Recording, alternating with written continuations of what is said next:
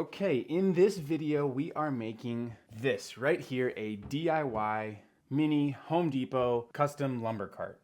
Might need to workshop that name. I saw this video on social media the other day and thought this was a brilliant idea, but there was no how-to video. And if you're like me and want to do something, you go to YouTube. So this is me helping you if you're looking to make a little lumber cart for when you go to Home Depot with your kids. I've added a link in the description that gives you very detailed plans, and then you can follow along using those plans while you watch the video, and it's gonna be a seamless process. The one thing I ask, before you download the plans, do me a favor and subscribe. It'd mean the world to me. Thank you so much. Okay, now that you have the plans and you've subscribed, let's get going. First things first, I just want to show you what we'll be building here. I finished one by myself, and I'll put it here to the side, and then I'll show you how to construct it. First, grab 4 of the L pieces, 7.5 inches long, and 4 of the table leg caps. Again, you can find these on Amazon or order them to Home Depot. They are a little custom, but make the project way easier. You'll then grab 4 of your T-brackets, which is labeled as C on the plans. Plug those in just like so, and then you'll go ahead and grab part J. You'll need 2 of them, and then go ahead and connect them between the 2 T-fittings.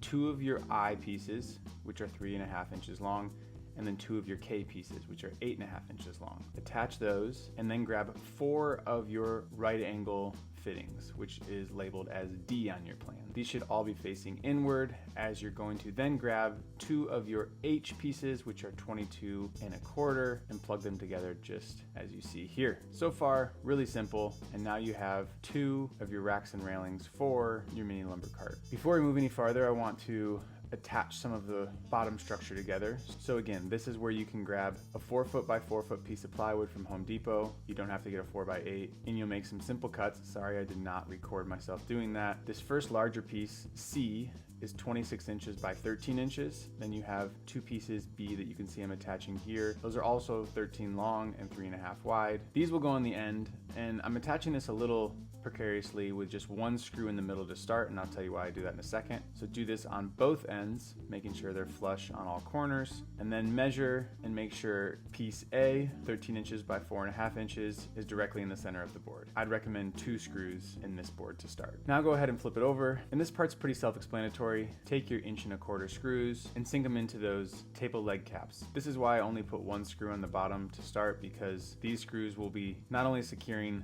these bottom flanges, but also the 2 pieces of plywood. You can get really precise about where you want these, but really I just say 1/4 inch to 1/2 inch off of the corner. Do the same thing on both sides. Again, just making sure everything's square and equal. I'm gonna fast forward really quick even more as I do the other side, as it's the same process. Okay, so as you can see, we've made some progress, starting to look like a Home Depot lumber cart. This is the part where I'll say,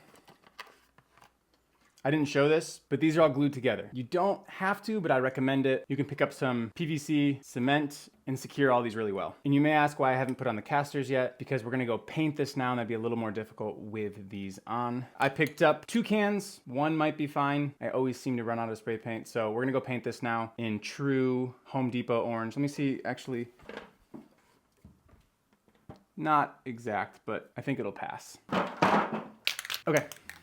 I'm gonna really fast forward this part as well, because if you don't know how to spray paint something, then maybe you shouldn't be making this cart in the first place. That was probably a little harsh, but nonetheless, this part's pretty self-explanatory. I will say, however, the PVC has a lot of barcode and writing on them, so multiple coats is definitely encouraged in this part. Also, use a bigger drop cloth than I did, because I got spray paint all over my driveway. Last piece to the puzzle is just attaching the casters. You technically can use a smaller screw for this since the boards are already secure, but 1.25 inch won't be any problem, assuming you don't hit the screws from the other side. Following the same design of a Home Depot cart, the outside 4 wheels are swivel casters, meaning they can swivel 360 degrees, while the center 2 casters are fixed. Simply secure all of these into place, and your DIY Home Depot mini lumber cart is complete.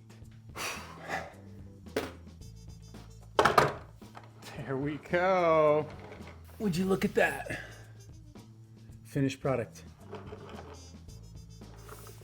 Is that not just the cutest little lumber cart you ever did see?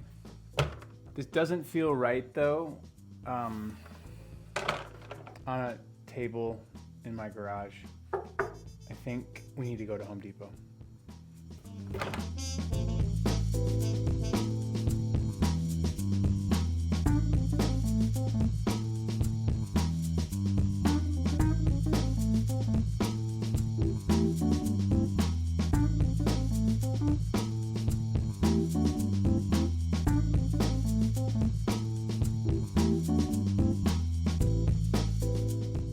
Well, there you go.